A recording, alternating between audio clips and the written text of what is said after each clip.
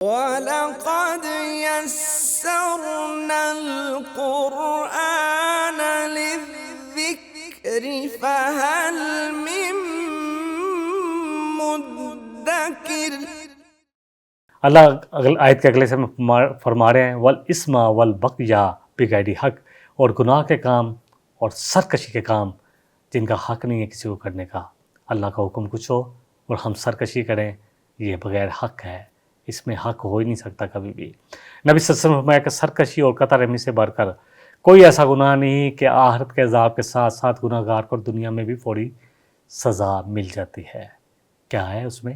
قطع رحمی، رشتوں کو کاٹنا، جن کو اللہ نے جوڑنے کے لیے کہا ہے ان کو کاٹنا، چھوٹی چھوٹی باتوں پر ملنا نہ ملنا، کم ملیں کوئی مسئلہ نہیں ہے، کوئی ضروری نہیں ہے کہ آپ کے جی ہر وقت ملنا ہی ہے، لیکن رشتوں کو کاٹ دینا کہ میں نے اس کی شکل نہیں دیکھنی، حرام ہے، حرام مطلق ہے، دین کو مونڈ دینے والی چیز ہے۔ نبی صلی اللہ علیہ وسلم نے فرمایا کہ جس طرح اس طرح سے سر مونڈ دیا جاتا ہے نا، یہ نیکیوں کو مونڈ دیتی ہے۔ سرکشی اور قطع رحمی سے بڑھ کر کوئی گناہ ایسا نہیں ہے۔ اللہ اکبر۔ وَأَن تُشْرِكُوا بِاللَّهِ مَا لَمْ يُنَزِّلْ بِهِ سُلْطَانًا، اور یہ کہ تم اللہ کے ساتھ ایسے لوگوں کو، ایسی ہستیوں کو شریک کرو جس کی کوئی تمہارے پاس دلیل نہیں ہے۔ تو کوئی دلیل ہے ہی نہیں، نہ کچھ سنت سے، نہ قرآن سے، نہ کسی آسمانی صحیفے سے کہ اللہ کے علاوہ بھی کسی کے لیے ڈنڈوت ہے، اللہ کے علاوہ بھی کسی کے لیے عبادت ہے، اللہ کے علاوہ بھی کوئی عطا کر سکتا ہے۔ کوئی، اللہ اکبر، کوئی عطا کرنے والا نہیں، خزانے کسی کے پاس نہیں، دعائیں اللہ کے علاوہ کوئی قبول نہیں کرتا۔ پوچھا گیا نبی صلی اللہ علیہ وسلم سے، یہ آپ سے پوچھتے ہیں، سورہ البقرہ کی آیت نمبر 186 میں ہم نے پڑھا کہ اللہ کے بارے میں تو کہا کہ انہیں بتایا کہ اللہ قریب ہے، ہر پکارنے والے کی، ہر دعا مانگنے والے کی دعا کو سنتا ہے۔ ہاں، ان کو چاہیے یہ بھی تو میری بات سنیں، اللہ کے احکامات پر عمل کریں، پھر دعائیں قبول کیسے ہوں گی، پھر ہم دیکھیں گے انشاءاللہ۔ وَأَن تَقُولُوا عَلَى اللَّهِ مَا لَا تَعْلَمُونَ، اور اللہ پر ایسی باتیں کرنا، خود ہی لوگوں کو فتوے دینا، نہیں کوئی مسئلہ نہیں، اب دنیا ہے جی، اب کرنا ہی ہے سب کچھ، کوئی بات نہیں، شیخ صاحب آپ کریں، جو بھی آپ نے فنکشن جس طرح کرنا ہے، بٹ صاحب آپ کریں، یہ کریں، ہاں، یا اللہ پر ایسی بات کرنا جس کا ما علی اللہ ما لا تعلمون، جس کو وہ جانتے نہیں ہیں۔ دیکھیں شرک جو ہے نا، جس کے بارے میں ہم کافی دفعہ ڈیٹیل سے پڑھ چکے ہیں، لا تشرک باللہ ان الشرک لظلم عظیم، کہ سب سے بڑا ظلم جو ہے نا وہ شرک ہے۔ ظلم کیا ہے؟ کہ کسی چیز کو حق نہ دینا، اللہ کا حق اللہ کو نہ دینا، بلکہ اللہ کے مخلوق کو اللہ کے ساتھ ملا دینا۔ اللہ اکبر۔ اللہ کو جو ہے جو اس کی الہیت ہے، الوہیت ہے، اس سے نیچے کر کے کسی اور کو اس میں شامل کر دینا، یہ شرک ہے، یہ شرک ہے۔ اور شرک کیا ہے؟ اس کے بارے میں اللہ سبحانہ وتعالیٰ فرما رہے ہیں سورہ حج میں، وَمَن یُشْرِکْ بِاللَّهِ فَكَأَنَّمَا خَرَّ مِنَ السَّمَاءِ، کہ جو اللہ کے ساتھ شرک کرتا ہے تو ایسے ہی آسمان سے آپ وہ گر پڑا۔ اب اس کے ساتھ کیا معاملہ ہوگا جو آسمان سے گرے گا؟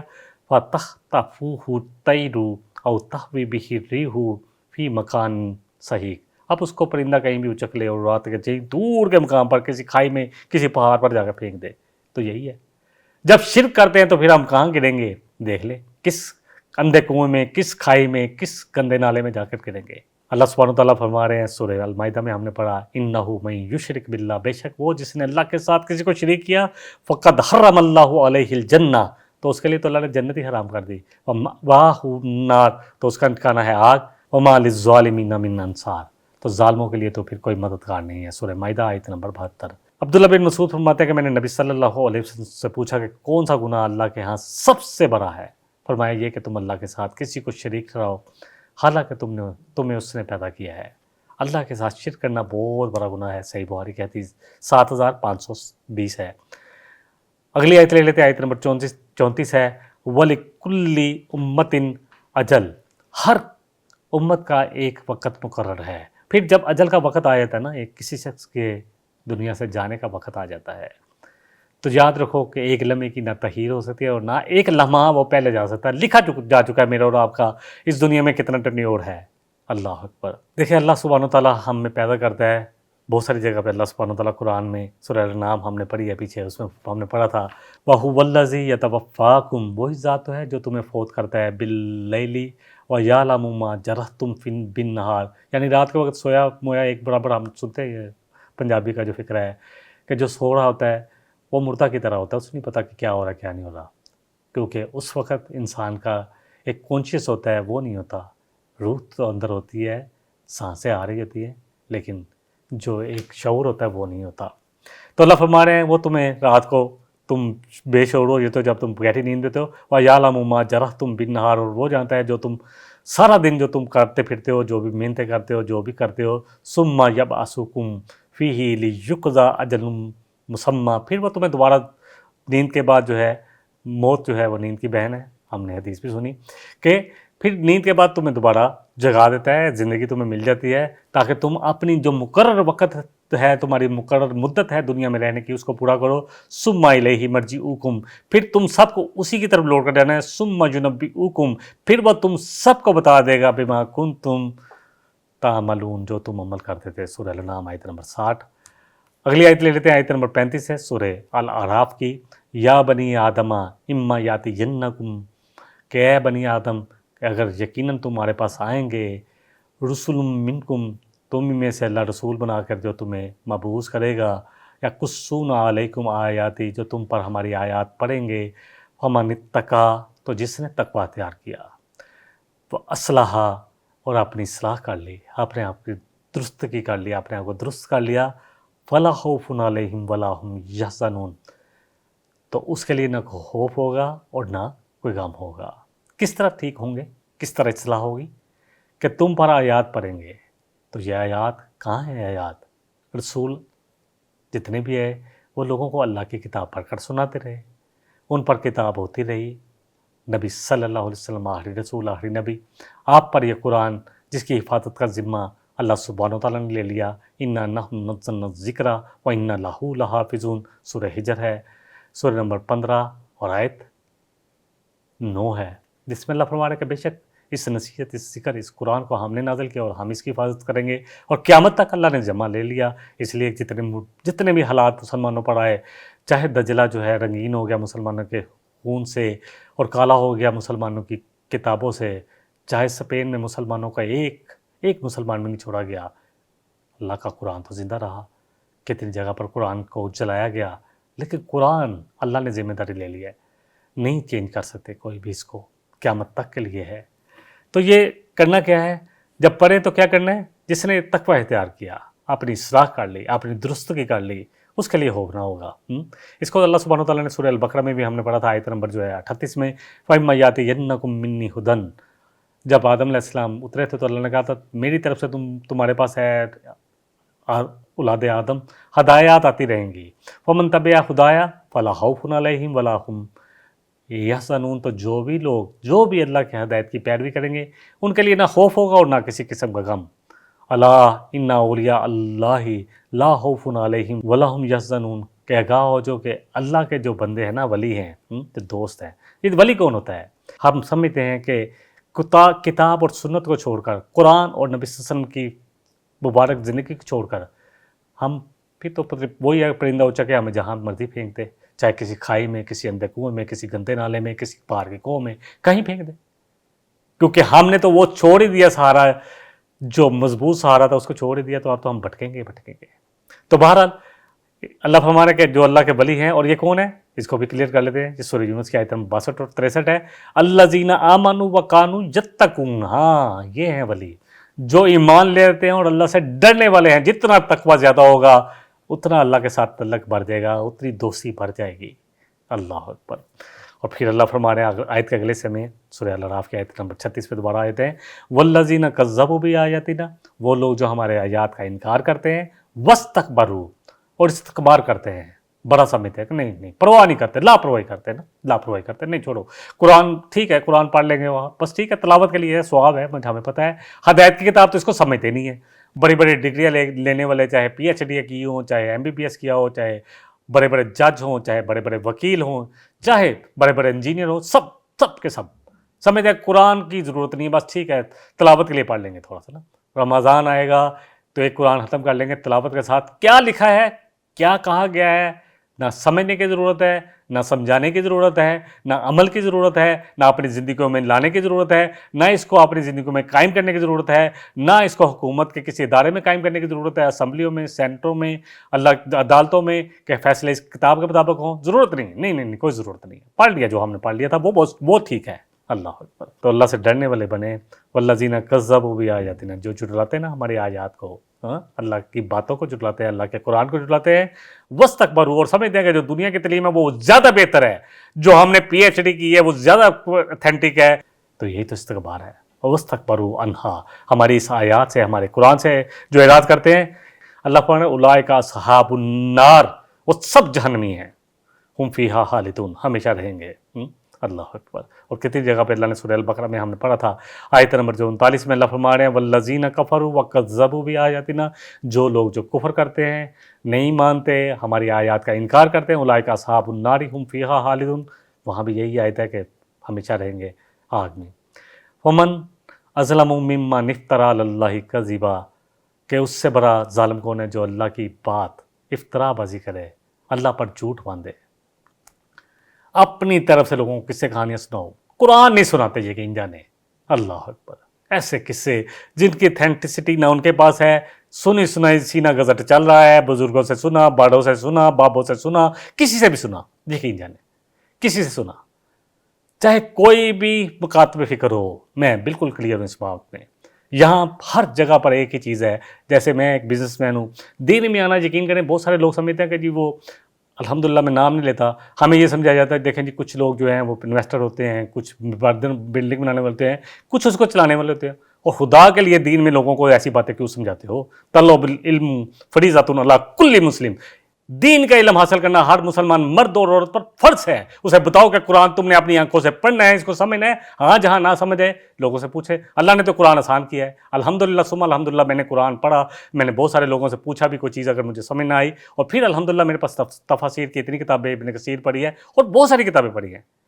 الحمدللہ جو بات نہیں سمجھ آتی، اور میں اس بات کو لیتا ہوں جو قرآن اور حدیث کے مطابق، جہاں سے مجھے لگتا ہے کہ یہ حدیث جو ہے اتھینٹک بھی ہے، اور اس بات کو لینا ہے. اور جو بات اللہ سبحانہ تعالیٰ دل میں ڈال دیتے ہیں، الحمدللہ غلطی تو ہو سکتی ہے. انسان، میں تو ایک اسٹوڈنٹ ہوں، طالب علم ہوں، کیونکہ 50 سال 49 سال کی عمر میں تو قرآن شروع کیا. اب جتنی زندگی ہے اس کو ہی پڑھانا ہے. الحمدللہ ایک دفعہ مسجد میں قرآن کا ترجمہ اور تفسیر مکمل کی، ایک دفعہ گھر میں مکمل کی، ایک دفعہ آڈیو قرآن جب کرونا آیا اس صورت میں کی، اور اب یہاں اللہ سبحانہ تعالیٰ نے یہاں پیغام ٹی وی پر بٹھا دیا کہ یہ تو اللہ کا کام ہے جو مجھ سے لے رہا ہے. میرے جیسے نالائق کو کان سے پکڑ کر لگا دیا، ورنہ کہاں دنیا کی اتنی دوستیاں، راتوں کو گپیں مارنی، تاشے کھیلنی، صبح کو ہم نے ناشتوں پہ جانا، یہ سب کچھ کیسے چھوٹ سکتا تھا؟ یہ قرآن ہے جس نے مجھے اپنے ساتھ، اللہ اکبر، ایسا اٹریکٹ کیا کہ کچھ اور سب کچھ جو ہے وہ یقین کریں وہ سب کچھ بے معنی ہو گیا. میں وہ کذاب بھی آ جاتی ہے، اور جو چھپاتے ہیں، اللہ فرمانے سب سے بڑا ظالم تو وہ ہے جو اللہ کی باتوں کو چھپائے. یہ لوگوں کا کیا کرتے ہیں؟ فمن اظلم ممن افتری علی اللہ کذبا، اللہ پر جھوٹ باندھتے ہیں. تو اللہ فرمانے جیسے سورہ البقرہ میں ہم نے پڑھا ومن اظلم ممن کتم شہادۃ عندہ من اللہ، اس سے بڑا ظالم کون ہے جو اللہ کے پاس، جو اللہ کی کتاب ہمارے پاس موجود ہے اور ہم لوگوں کی کہانی سنا رہے ہیں. اللہ اکبر، اللہ اکبر. یقین جانے وَمَا اللَّهُ بِغَافِلٍ عَمَّا تَعْمَلُونَ، اور جو تم عمل کرتے ہو اللہ غافل نہیں ہے. اولئک ینالہم نصیبہم من الکتاب، ان کو تو پہنچتا رہے گا جو حصہ ان کو کتاب میں لکھا ہوا ہے نا. حتی اذا جاءتہم رسولنا، پھر یہاں تک کہ ہمارے رسول جب ان کے پاس آتے ہیں، قالوا اینما کنتم تدعون من دونی، کہاں ہیں جو ان کو تم اللہ کے سوا پکارتے تھے آج؟ ہاں پوچھتے ہیں فرشتے اس وقت، جب پوچھتے ہیں نا کہاں ہیں وہ تمہارے جو جن کو سمجھتے تھے کہ یہ بڑے کام آئیں گے، یہ ہمیں بچا لیں گے. کہتے ہیں ذلوا عنا وشاہدوا علی انفسہم انہم کانوا کافرین، اور کہتے ہیں وہ تو کھو گئے اور پھر خود گواہی دیں گے کہ ہم نے انکار کیا، ہم چھپاتے رہے، ہم اس قرآن سے اور نبی صلی اللہ علیہ وسلم کے عظیم فرمات سے دور بھاگتے رہے، خود گواہی دیں گے. ہاں اصل بات یہ ہے، بس اسی بات پر بات ختم کر لیتے ہیں. ایک حدیث لے لیتے ہیں. حدیث ہے حضرت برا بن عازب رضی اللہ عنہ سے روایت ہے کہ نبی صلی اللہ علیہ وسلم کے ساتھ ایک انصاری کے جنازہ پر ہم گئے. ہم قبر کے پاس بیٹھے تھے، ابھی لخت تیار نہیں تو رسول اکرم صلی اللہ علیہ وسلم بیٹھ گئے. ہم آپ کے ارد گرد بیٹھ گئے اور سر پر اتنی خاموشی تھی کہ آپ چھری سے زمین کو رید رہے تھے، اور اتنی خاموشی کے پرندے جیسے ہمارے سر پر آ کر بیٹھ جائیں، اتنے ہم سائلنٹ تھے اور اتنے بالکل ساکت تھے. آپ نے اپنا سر اٹھایا اور فرمایا کہ اللہ سے قبر کے عذاب کی پناہ مانگو، اللہ سے قبر کے عذاب کی امان مانگو. آپ نے 2-3 دفعہ فرمایا. پھر فرمایا کہ جب لوگ واپس جاتے ہیں نا میت کو، تو میت قبر میں جب ڈال کر جاتے ہیں، دفنا کر جاتے ہیں، تو میت ان کے قدموں کی آہٹ سنتی ہے. جب کہ اس سے پوچھا جا رہا ہوتا ہے کہ اس کے پاس 2 فرشتے آتے ہیں، اس کو بٹھاتے ہیں اور اس سے کہتے ہیں تیرا رب کون؟ تو کہتا ہے میرا رب اللہ. پھر پوچھتا ہے تیرا دین کیا ہے؟ کہتے ہیں میرا دین وہ کہتا ہے میرا دین اسلام ہے. پھر پوچھتے ہیں یہ کون ہے, یعنی نبی صلی اللہ علیہ وسلم کو دکھاتے ہیں ان کے بارے میں تمہارا کیا خیال ہے. تو کہتے ہیں جن کو تمہاری طرف مبعوث کیا گیا, بھیجا گیا, تو وہ کہتا ہے کہ یہ اللہ کے رسول محمد صلی اللہ علیہ وسلم ہے. کہا تجھے کیسے علم ہوا؟ بڑی خوبصورت حدیث ہے. وہ کہتا ہے کہ میں نے اللہ کی کتاب قرآن پڑھا تھا, اس پر ایمان لایا تھا, اس کی ہر بات کو سچ جانا تھا, اپنے حد الامکان اپنی اعمال میں لے کر آیا تھا, سمجھا اور عمل کیا تھا. پھر آسمان سے منادی کرنے والا منادی اعلان کرتا ہے کہ تحقیق اس بندے نے سچ کہا, اس کو جنت کا بستر بچھا دو, اس کا لباس جنت کا لباس پہنا دو, اور جنت کی طرف سے ایک دروازہ, ایک کھڑکی کھول دو اس کے لیے, جنت کی طرف سے وہاں ہوائیں خوشبو آنے لگتی ہیں, اور اس کو قبر کی انتہائی نظر تک وسیع, اس کی قبر کو وسیع کر دیا جاتا ہے. پھر کافر کی موت کا ذکر ہے کہ اس کی روح جب جسم میں لٹائی جاتی ہے, اس کے بعد فرشتے آتے ہیں, پوچھتے ہیں, اس کو بٹھاتے ہیں, تیرا رب کون ہے؟ کہتا ہے اللہ اکبر. کہتا لا ادری, مجھے نہیں معلوم. پھر پوچھتے ہیں تیرا دین کیا ہے؟ کہتا ہے لا ادری مجھے نہیں معلوم. کہتا ہے کہ ہاں مجھے کچھ خبر نہیں. پوچھتے ہیں کہ یہ نبی صلی اللہ علیہ وسلم کے بارے میں کیا خیال ہے؟ کہتا ہے لا ادری, مجھے نہیں معلوم, کیونکہ کبھی پڑھا ہی نہیں نبی صلی اللہ علیہ وسلم کو. ہم نے تو وہ صرف سمجھا کہ بس جو کرنے ہیں ان کی سیرت کو تو پڑھا نہیں. ہاں اگر کچھ کرتے رہے, ترانے تو گاتے رہے, لیکن سیرت کہاں گئی؟ سمجھنا تھا دین تو عمل تو ان کے مطابق کرنا تھا. پھر اس کے لیے آگ کا بستر بچھا دیا جاتا ہے, کیونکہ اس سے پوچھا جائے گا کہ پھر تیرے پاس ایک کتاب آئی تھی, تو کہے گا لا ادری, مجھے کیا پتا کہ کتاب میں کیا لکھا تھا, میں نے تو کبھی پڑھا نہیں, اور پڑھا بھی تو صرف اصال ثواب, حصول ثواب کے لیے, ہدایت کے لیے تو پڑھا ہی نہیں قرآن کو ہم نے کبھی. ہاں اللہ اکبر. تو آگ کا بستر بچھا دیا جاتا ہے, اور دروازہ کھول دیا جاتا ہے جہنم کی طرف سے, اور اس کی قبر کو تنگ کر دیا جاتا ہے, حتیٰ کہ اس کی پسلیاں ایک دوسرے میں گھس جاتی ہیں. ابو داؤد کی حدیث ہے 4753. اللہ مجھے بھی اور آپ کو بھی ابھی موقع ہے, آج میرے اور آپ کے پاس موقع ہے. اللہ کے واسطے کھول لے قرآن کو, پڑھیں اس کو, سمجھیں اس کو, اس پر عمل کی حد الامکان کوشش کریں, اور نبی صلی اللہ علیہ وسلم کی مبارک زندگی پڑھیں اپنے ہیروز کو جو خلفائے راشدین ہیں. تم پر لازم ہے کہ میری سنت اور میرے خلفائے راشدین جو ہدایت یافتہ تھے ان کی سنت, اور پڑھیں اس حدیث کو کہ کون ہے جو 72 فرقے جو یہود و نصارہ کے ہوں گے, 73 مسلمانوں کے, اور کون سا گروہ ہے جو کامیاب ہوگا. وما انا علیہ و صحابی, جو جہنم سے بچے گا, ایک فرقہ ہوگا, ایک گروہ ہوگا مسلمانوں کا جو میرے اور میرے صحابہ کے طریقے پر ہوگا. قرآن, نبی صلی اللہ علیہ وسلم کی پوری مبارک زندگی, اور صحابہ, اور ان میں سے بھی جو عشرہ مبشرہ ہیں, اور عشرہ مبشرہ میں بھی جو خلفائے راشدین ہیں, ان کو پڑھیں اللہ کے واسطے. آج وقت ہے, پڑھ لیں. بے مقصد سوشل میڈیا پر ٹائم ضائع کرنے کی بجائے آج پڑھ لیں, تاکہ قیامت والے دن یا قبر میں جو ہمارے سے سوال ہونے, اللہ ہم سے ہمارے اپنے فضل سے ہمیں وہ ہمارے لیے آسان کر دے, اور اس قرآن کو ہماری قبر کا ساتھی بنا دے. وآخر دعوانا ان الحمدللہ رب العالمین. إن هذا القرآن يهدي للتي هي أقوم ويبشر المؤمنين الذين يعملون الصالحات أن لهم أجرا كبيرا.